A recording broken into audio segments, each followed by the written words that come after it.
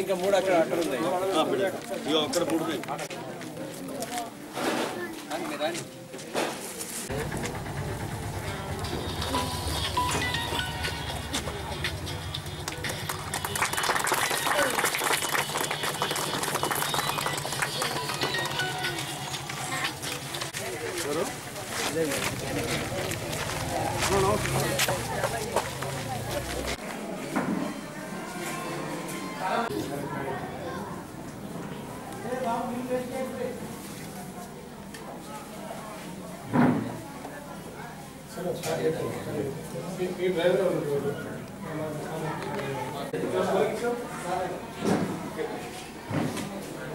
Nursing మీ కార్యక్రమం చెప్తాను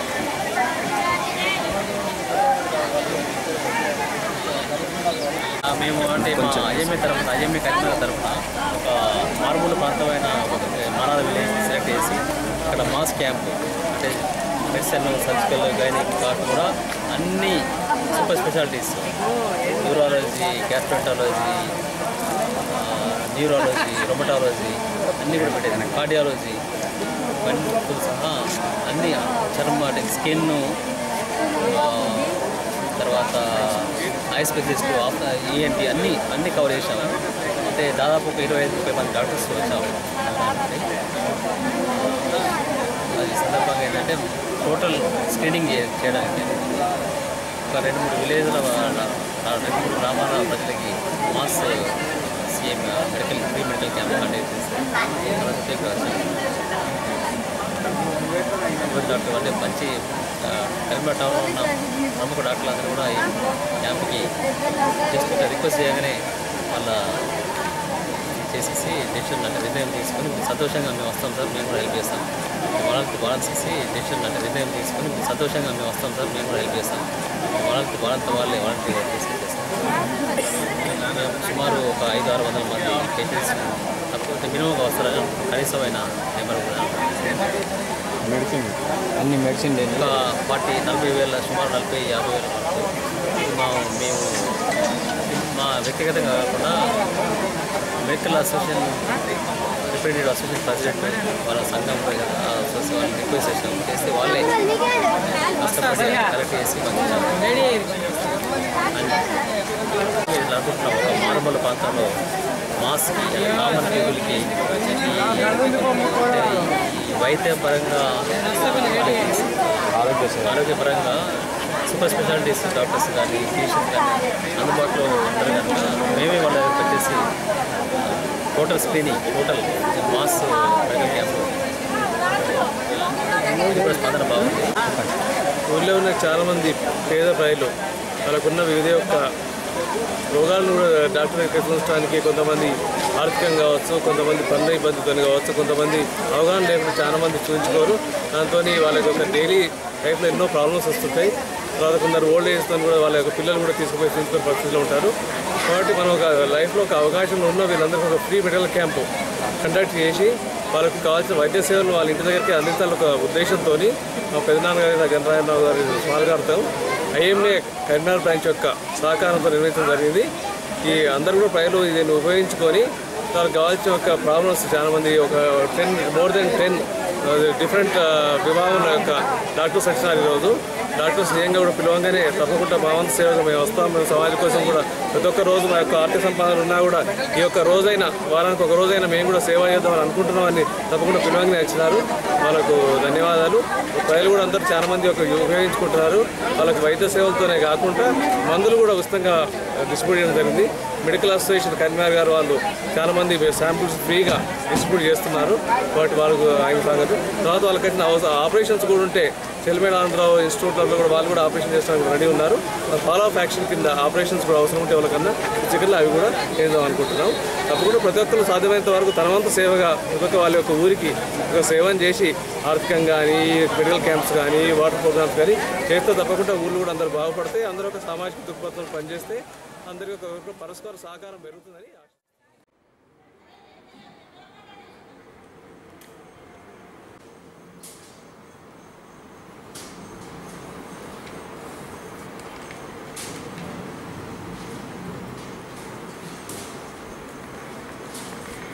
జిల్లా కరీంనగర్ని మరి ఈరోజు తెలంగాణ జాగృతి అధ్యక్షురాలు శ్రీమతి బలకుంట్ల కవిత గారు ఈ నెల 16వ తారీఖున జగిత్యాల రానున్నారు. ఆ రోజు మరి తెలంగాణ జాగృతిలో చేరికలు అనేటువంటి కార్యక్రమం మరి స్థానిక గీతాభవన్లో జరగనున్నది. ఆ కార్యక్రమానికి వారు ఆ రోజు 16వ తారీఖు ఉదయం 10 గంటలకు జగిత్యాల చేరుకుంటారు. జగిత్యాలలోని టవర్ సర్కిల్ దగ్గర నుంచి ఊరేగింపుగా ఇక్కడ ఉన్నటువంటి గీతాభవన్ చేరుకొని ఇక్కడ పెద్ద ఎత్తున జరుగుతున్నటువంటి కార్యక్రమంలో చాలామంది జాయిన్ అవుతున్నటువంటి సందర్భంగా వాళ్ళందరినీ కూడా కండువా కప్పి తెలంగాణ జాగృతి సంస్థలోకి ఆహ్వానిస్తారు. ఆ కార్యక్రమానికి వారు చేస్తున్నారు. అదేవిధంగా మరి ఆ రోజు మరి జిల్లాలో ఈ కార్యక్రమం ముగిసిన తర్వాత మరి కరీంనగర్లో మరి తెలంగాణ జాగృతి ఏర్పడి కూడా సంవత్సరం పూర్తి కావస్తున్న సందర్భంగా మరి నూతన కమిటీని కూడా ఎంపిక చేయబోతున్నటువంటి సందర్భంగా మరి ఈ రోజుతో పాత కమిటీ రద్దయింది. ఈరోజే దానికి సంబంధించినటువంటి సమావేశాన్ని కూడా కరీంనగర్లో నిర్వహించుకోవడం జరిగింది. మరి నూతన కమిటీకి సంబంధించినటువంటి దాని స్వరూపం ఏ విధంగా ఉంటుందనే దాని మీద మరి కరీంనగర్లో అభిప్రాయ సేకరణ చేపడతారు 16వ తారీఖు నాడు మధ్యాహ్నం. ఆ తర్వాత తిమ్మాపూర్ మండలంలో మన్నంపల్లి అనేటువంటి గ్రామంలో తెలంగాణ తల్లి విగ్రహావిష్కరణ అనేటువంటి కార్యక్రమంలో విగ్రహావిష్కరణ చేసి హైదరాబాద్ వెళ్తారు. మొత్తం మీద జాగృతి అధ్యక్షురాలు శ్రీమతి కల్వకుంట్ల కవిత గారి 16వ తారీఖు నాడు షెడ్యూల్ అది. ఇకపోతే తెలంగాణ జాగృతి ఒక ఎన్జిఓగా రిజిస్టర్ అయి తెలంగాణ చరిత్ర, సంస్కృతి, తర్వాత కళలు పరిరక్షించాలని చెప్పేసి, అదేవిధంగా యువత ఉపాధి అవకాశాలు, మహిళాభివృద్ధి అనేటువంటి ఒక 5 అంశాల మీద ఏర్పడ్డటువంటి ఈ సంస్థ మరి వల్ల కరీంనగర్ జిల్లాలో మరి 2011 సెప్టెంబర్ 18వ తారీఖున ఏర్పడి సంవత్సరం అంటే దాదాపుగా సంవత్సరంన్నర గడిచింది. మరి ఈ సంవత్సరంన్నర కార్యక్రమంలో దాదాపుగా జిల్లాలో 250 పైన కార్యక్రమాలు నిర్వహించుకోవడం జరిగింది. ఈ కమిటీ ఆధ్వర్యంలో 2 బతుకమ్మ కార్యక్రమాలు కూడా మేము నిర్వహించుకున్నాం. ముఖ్యంగా వేములవాడలో, అదేవిధంగా ధర్మపురిలో జరిగినటువంటి కార్యక్రమాలు మొత్తం తెలంగాణ వ్యాప్తంగా అన్ని జిల్లాల కంటే కూడా చాలా అద్భుతంగా జరిగినటువంటి కార్యక్రమాలు. అదేవిధంగా మరి తెలంగాణ జాగృతి కార్యకర్తలకు అంటే ఈ జాగృతి యొక్క ఆశయాల మీద కూడా మేము ఈ సంవత్సర కాలంలో ఒకసారి ఓరియంటేషన్ కార్యక్రమాన్ని కూడా ప్రతిమా మల్టీప్లెక్స్లో నిర్వహించుకోవడం జరిగింది. అదేవిధంగా విద్యార్థికి సంబంధించినటువంటి చాలా కార్యక్రమాలు జిల్లా వ్యాప్తంగా కొనసాగించడం జరిగింది. అంతేకాకుండా మహిళలకు సంబంధించి అంటే కుట్టు మిషన్లు, దాని మీద శిక్షణ, అదేవిధంగా కుట్టు మిషన్ల పంపిణీ అనేటువంటి కార్యక్రమాన్ని కూడా చేపట్టడం జరిగింది. తర్వాత ముఖ్యంగా మాకు హెల్త్ వింగ్ కూడా ఉంది. తర్వాత విద్యార్థి సమాఖ్య ఉంది, యువజన సమాఖ్య ఉంది, మహిళా సమాఖ్య ఉంది, బుక్ క్లబ్ అనేటువంటి అనే వింగ్ కూడా ఉంది. అంటే 5 అనుబంధ విభాగాలు కలిగినటువంటి తెలంగాణ జాగృతి ఈ సంవత్సర కాలంలో చాలా కార్యక్రమాలు చేపట్టడం జరిగింది. అందుకు మా అందరూ కూడా చాలా సంతృప్తికరంగా ఉంది. 6వ తారీఖు నాడు రానున్నారు. ముఖ్యంగా ఇక్కడ జగిత్యాలలో చాలామందికి సుపరిచితులు, మరి పిఆర్టీయూ నాయకుడిగా అలా జిల్లాలో, రాష్ట్రంలో చాలా ధైర్యంగా ఉన్నటువంటి మిసాక్ అహ్మద్ గారు మనందరికీ తెలుసు. వారు మొన్న కూడా రీసెంట్గా మరి పాతూరు సుధాకర్ రెడ్డి గారి విజయంలో కీలక భూమిక పోషించారు. వారికి ఎన్నికల కన్వీనర్గా కూడా వారు వ్యవహరించడం జరిగింది. మరి వారి ఆధ్వర్యంలో పెద్ద ఎత్తున ఆ రోజు తెలంగాణ జాగృతిలో చేరుతున్నటువంటి సందర్భంగా మరి కవిత గారు వస్తూ ఉన్నారు. మరి వీళ్ళందరికీ కూడా మేము స్వాగతం తెలియజేస్తా ఉన్నాం.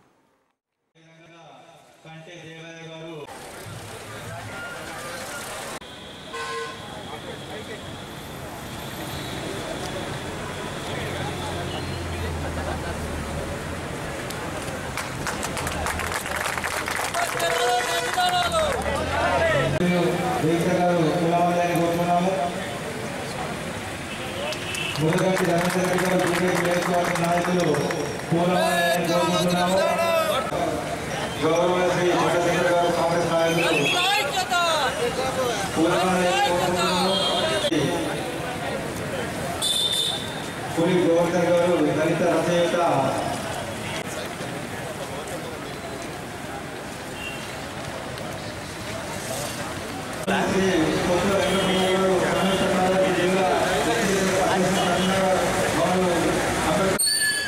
అదేవిధంగా గౌరవ శ్రీ కలెక్టర్ జిల్లా గారు మాజీ కౌన్సిలర్ అంబేద్కర్ విగ్రహాన్ని కోరుకుంటున్నాము. అదేవిధంగా గౌరవ శ్రీ గొల్లె గణపతులు అంబేద్కర్ విగ్రహాన్ని కోరుకుంటున్నాము. గౌరవ శ్రీ మిత్రుల నాయకులు అంబేద్కర్ విగ్రహాన్ని కోరుకుంటున్నాము.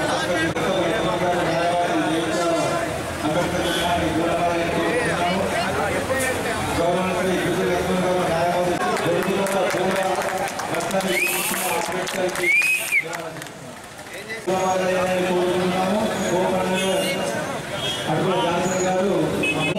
చెప్పండి మీరు గొంతులెండి జనమేడిస్తే గోదారమ్మ తను పొంగింది.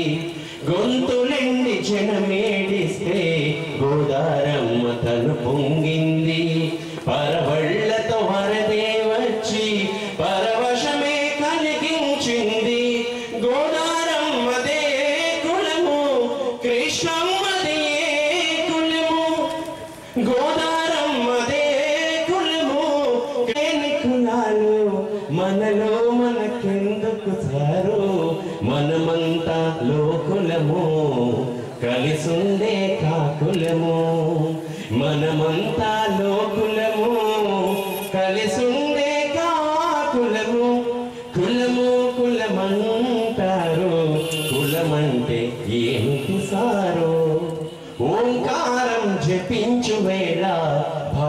గీతమే పాడంగా సింధూరాన్ని పొట్టుగా పెట్టి మందారాన్ని కలిసుండే కాకులము మనమంతా లోకులము కలిసుండే కాకులము ఒక మనిషిగా బ్రతకాలంటే ఒక ప్రాణిగా నిలవాలంటే ఒక మనిషిగా బ్రతకాలంటే ఒక ప్రాణిగా నిలవాలంటే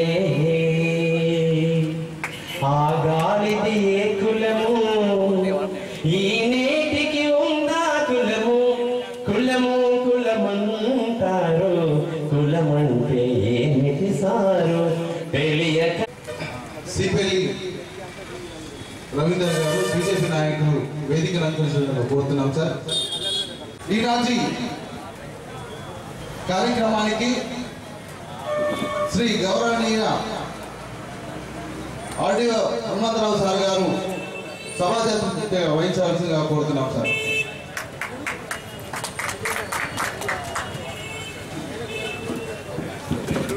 న్యాయవాది గారు మరియు బహుజన్ సమాజ్ పార్టీ నాయకులు ఎదిరించారు. ఇచ్చేసిన పెద్దలందరికీ పేరు పేరున జయవీలు జరుపుకుంటున్నాం. ఈరోజు ఈ పండుగ అంటే ఇంకా 10 సంవత్సరాలు మొట్టమొదటిసారిగా పొద్దున లేచి మరి ఇంట్లో ఉన్నటువంటి అంబేద్కర్ గారి యొక్క ఫోటోకు నా కుటుంబ సమేతంగా దండం పెట్టుకొని బయటకు వచ్చి మరి ఇక్కడ జరిగేటువంటి ఆర్టీసీ డిపోలో జరిగేటువంటి కార్యక్రమంలో హాజరై మరి ఈ కార్యక్రమంలో పాల్గొనడానికి వచ్చేదానికి సందర్భంగా తెలియజేస్తా ఉన్నాను. మిత్రులు అనేక విషయాలు అనేక మరి దేశంలో పేదలు పడుతున్నటువంటి అంశాలు మరి చక్కగా చెప్పడం జరిగింది. మరి అంబేద్కర్ గారి జీవిత చరిత్ర చూసినట్టయితే మరి ఒక ఆదర్శవంతమైనటువంటి జీవితం తన కోసం తను బతకలేడు. ఈ దేశంలో ఉన్నటువంటి పేదల కోసం ఈ దేశం యొక్క ప్రతిష్ట పెంచడం కొరకు బతికినటువంటి విషయం కూడా మనందరికీ తెలిసిన సందర్భంగా తెలియజేస్తా ఉన్నాను. జయంతి ఉత్సవాలు జరుగుతాయి. కేవలం అంబేద్కర్ విగ్రహం కాకుండా ఈ దేశంలో ఉన్నటువంటి మహానుభావుల విగ్రహాలు అడపాలడపా చూస్తూ ఉంటే అనేక రకాలుగా అవమానం పడుతూ ఉన్నారు. ఈ యొక్క మన దేశం యొక్క ఔన్నత్యాన్ని మనం ప్రశ్నించుకునే విధంగా మరి స్థితితో కలవాల్సిన విధంగా ఇటువంటి కార్యక్రమాలు చేయడం చాలా బాధాకరమైన సందర్భంగా తెలియజేస్తా ఉన్నాను. అంబేద్కర్ గారిని చెప్పగలరు. 126 సంవత్సరాల క్రితం ఈ దేశంలో చాతుర్వర్ణ వ్యవస్థ ద్వారా మనువాద 4 వర్ణాలుగా విభజించి ఆనాడు అగ్రవర్ణాల యొక్క మరి బానిసత్తుల కింద పనిచేసినటువంటి ఒక వ్యవస్థలో నేనున్నానని చెప్పేసి పీడిత తాడిత వర్గాలందరి యొక్క బాధను అర్థం చేసుకొని ఆనాడు డాక్టర్ బిఆర్ అంబేద్కర్ గారు నా వల్లే నా వెనుకబడిన వర్గాలు కూడా న్యాయం చేయాలని చెప్పి అహర్నిశలు శ్రమపడి కష్టపడి చదివి ఆనాడు అనేకమైనటువంటి మరి పోరాట ఫలితమే ఈనాడు మనం ఈ విధంగా మీటింగ్ చేసుకోవడానికి కారణం అంబేద్కర్ అని చెప్పి చెప్పక తప్పదు. అదేవిధంగా ఆనాడు రౌండ్ టేబుల్ సమావేశంలో మరి ఆనాడు మన దేశాన్ని పరిపాలిస్తున్న ఆంగ్లేయుల ముందు కూడా ఆనాడు మరి ఎస్సీలకు ప్రత్యేక నియోజకవర్గాల చట్టాన్ని తీసుకొచ్చినట్టయితే నాతో పాటుగా దళిత వర్గాలు రాజ్యాంగంలో భాగముందని చెప్పి ఆనాడు దళితులకు ప్రత్యేక నియోజకవర్గాల చట్టాన్ని తీసుకురావడానికి మరి రౌండ్ టేబుల్ మీద ముందు వచ్చినటువంటి ఘనత డాక్టర్ బిఆర్ అంబేద్కర్ గారికి దక్కిందని చెప్తాను. లేవు.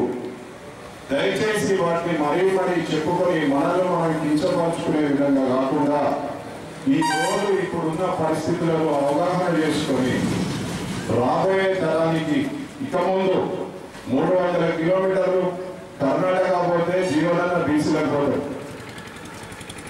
అంత మాత్రాన మేము కూడా భారతదేశంలో పుట్టిన బిడ్డలమే, మీలో ఒకరమే, మనందరం ఒకటే, ఎవరము వేరు కాదు.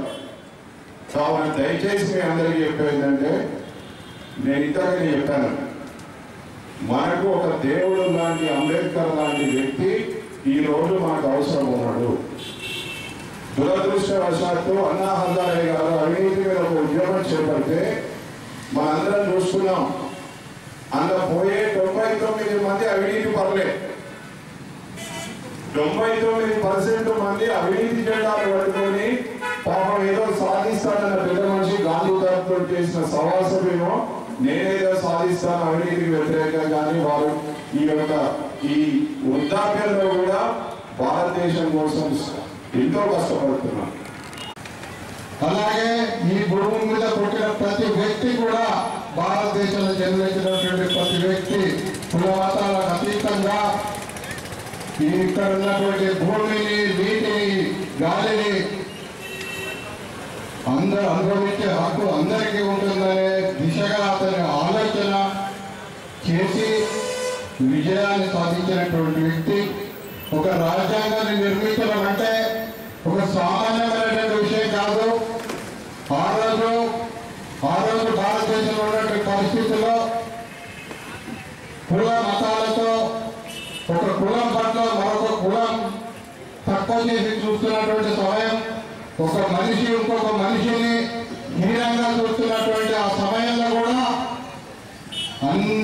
మొత్తం భారతదేశంలో ఉన్నటువంటి అన్ని కులాల వర్గాలను సమానంగా ఎదగడానికి కృషి చేసే విధంగా రాజ్యాంగాన్ని రాసి ఒక్కరోజు కాదు, 2 రోజులు కాదు, సరిగ్గా 3 సంవత్సరాల కాలం మహానిశలు కృషి చేసి రాజ్యాంగాన్ని నిర్మించినటువంటి వ్యక్తి డాక్టర్ బిఆర్ అంబేద్కర్ గారు. కాబట్టి కొంతమంది మిత్రులు సంబోధిస్తున్నారు. రచించినటువంటి యొక్క రాజ్యాంగం పటిష్టత మరి స్ఫూర్తి అని చెప్పాలి తప్పనట్టుంది. మన దేశంలో ప్రజాస్వామ్యుతంగా ఇంత పటిష్టంగా ఉండడం, అధికారంలో ఏ రాజకీయ పార్టీ ఉన్నప్పటికీ అధికార మార్పిడే కానివ్వండి, పరిపాలనే కానివ్వండి, పూర్తిగా రాజ్యాంగబద్ధంగా జరుగుతుందంటే మరి మన భారతదేశంలో అది బాబాసాహెబ్ బిఆర్ అంబేద్కర్ గారి ఆలోచన విధానానికి అనుగుణంగా మరి ఈ రాజ్యాంగం అని చెప్పక తప్పదంటుంది. ఇవాళ ఏ ప్రభుత్వం ఏ కార్యక్రమం అమలు చేసినా అది అంబేద్కర్ గారు మనకిచ్చినటువంటి రాజ్యాంగ పరిధిలోనే అమలు చేయడం అవుతుంది. మరి ఏ సప్లైన్ గురించి చర్చించినా, ఏ రిజర్వేషన్ గురించి చర్చించినా, ఏ గ్రామీణ ప్రాంత అభివృద్ధి గురించి చర్చించినా, ఏ నిధుల కేటాయింపు గురించి చర్చించినా ఇవన్నీ కూడా ఆ రాజ్యాంగ స్ఫూర్తికి అనుగుణంగా రాజ్యాంగ పరిధిలోనే ఈ కార్యక్రమాలన్నీ చేపట్టబడుతుంది. బ్యాంకుల జాతీయకరణ అది ఇందిరాగాంధీ గారి హయాంలో చేపట్టబడ్డప్పటికీ బ్యాంకుల జాతీయకరణ అనేది ఇది రాజ్యాంగంలో పొందుపరిచిన అంశంలో ఒక భాగం చెప్పండి. ఈ పోటీ ప్రపంచంలో నిలదొక్కుకోవాలంటే ఇంగ్లీష్ మాధ్యమమే తప్పనిసరి అయిపోయింది అని చెప్పట్టున్నాను. మన పల్లెల్లో మన పిల్లల భవిష్యత్తు తీర్చబడాలి. ప్రతి పల్లెటూరులో తిమ్మాపూర్ అగ్రామంలో కూడా నడమ స్కూల్ ఉన్నది.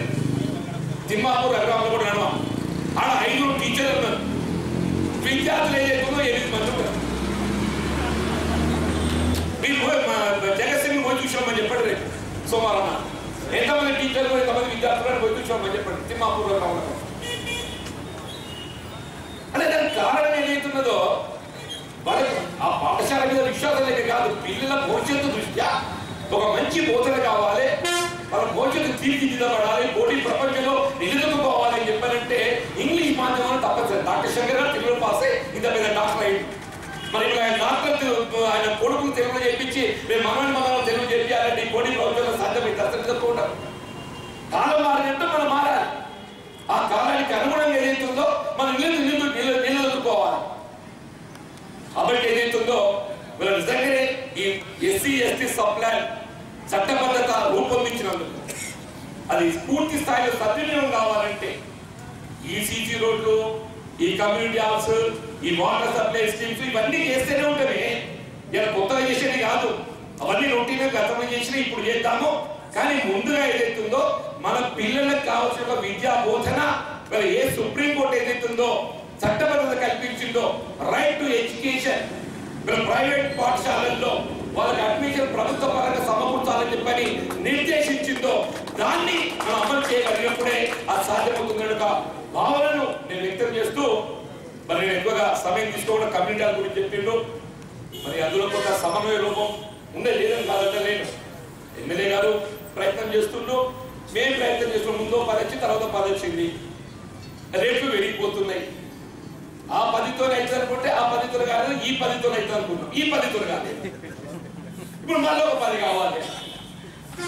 అది ఎంతైనా కానీ తప్పకుండా దాన్ని పూర్తి చేయడం అది మా బాధ్యత అని చెప్పట్టు నేను. అట్లాగే ఏదైతున్నదో మన బాబు జగ్జీవన్ గారి జయంత్యుత్సవం సందర్భంగా జగ్జీవన్ గారి స్టాచ్యూ ఏర్పాటు చేయడం కొంత జాప్యం ఉంటుంది.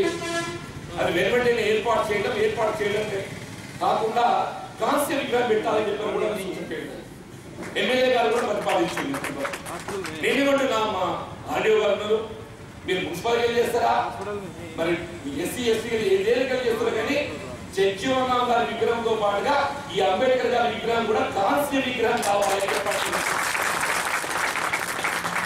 రిప్లేస్మెంట్ కాలానికి అనుగుణంగా మారాలి.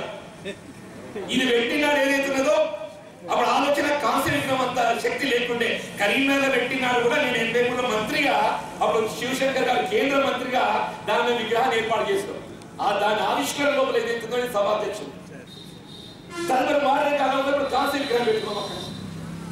ఇప్పుడు ఇక్కడ కాలం మారింది కాబట్టి ఏదైతుందో ఈ అంబేద్కర్ 5 లక్షల రూపాయలతో కాంస్య విగ్రహం వస్తుంది సార్. 5 లక్షల రూపాయలు మన మున్సిపాలిటీ పెద్ద పనిగా చెప్తున్నా. ఇదొక 5 లక్షలు, అదొక 5 లక్షలు, 10 లక్షలు మేము అందరం తీర్మానం చేస్తాము. మీరు ఈ కాంస్య విగ్రహం పెట్టి ఇది గద్దె లేదు, చేసేది లేదు. విగ్రహం ఆర్డర్ ఇస్తే 2 నెలలకు 2 రోజులు ఆర్డర్ వస్తుంది. మళ్ళా ఏదో కాంస్య విగ్రహంతో మీరు నిర్వహించాలి. మీరే ఆర్డర్ కూడా సంతోషం. మీరు చేసి పోతామంటే మీ ఇష్టం సార్.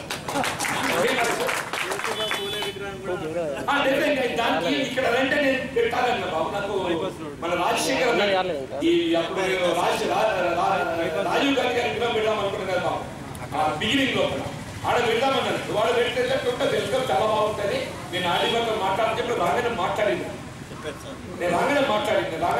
ఒకటో ప్రాతిపదిక ఏంటి, రెండవ ప్రాతిపదిక ఏంటి, ఫస్ట్ ఏది కావాలి, సెకండ్ ఏది కావాలి, ఏది ఫస్ట్ ఇంపార్టెంట్ అని చెప్పి ప్రజల నుంచి bottom to top, top to bottom కాకుండా బాటం టు టాప్ పాలసీ ద్వారా మీ కోరికలకు, మీ ఆకాంక్షలకు, మీ ఆశయాలకు అనుగుణంగా ఆ ప్రణాళిక రచించబడుతుంది. నిజంగా ఇది ఒక అదృష్టకరమైనటువంటి పరిణామం. దాన్ని సమర్థవంతంగా మనం యూటిలైజ్ చేసుకోవాలి. ఈ రోజు ఏది కూడా గుప్పిట్లో ముగిసేది కాదు. అంతా సమాచార హక్కు చట్టం ద్వారా అంతా తేటతెల్లం అయ్యేది. డివిజనల్ కోఆపరేటివ్ అధికారి విజయ్ గారు చెప్పినట్టుగా మీరు సమాచార హక్కు చట్టం ద్వారా ప్రతి డిపార్ట్మెంట్ కూడా అడిగి మాకు వచ్చిన బడ్జెట్ ఎంత, దాన్ని కేటాయించింది ఎంత, దాన్ని ఎక్కడెక్కడ ఏం ఖర్చు పెట్టారో తీసుకునేటువంటి హక్కు మీకుంది. అంతేకాదు ఇంటర్నెట్ లో కూడా మీరు ఆ వెబ్సైట్ ఓపెన్ చేసినట్లయితే మీరు ఏ వాడల నుంచి, కాలనీ నుంచి, ప్రజల నుంచి అభ్యర్థనలు వస్తున్నాయి, దానికి ఏ విధమైనటువంటి బడ్జెట్ కేటాయించబడుతుందని చెప్పేసి నెట్ ద్వారా కూడా అందరికీ ఆమోదయోగ్యంగా, సౌలభ్యంగా ఉండేటట్టు, ప్రజలకి పారదర్శకంగా ఉండే విధంగా ప్రభుత్వం చేయనుంది. మన పిల్లల్ని ఏ విధంగా మార్గనిర్దేశం చేస్తున్నాం, ఎటువంటి పరిస్థితుల్లో వాడిని అక్షరాస్యత విద్య వైపు ప్రోత్సహిస్తున్నాం, ఏ విధమైనటువంటి ఆత్మవిశ్వాసాలు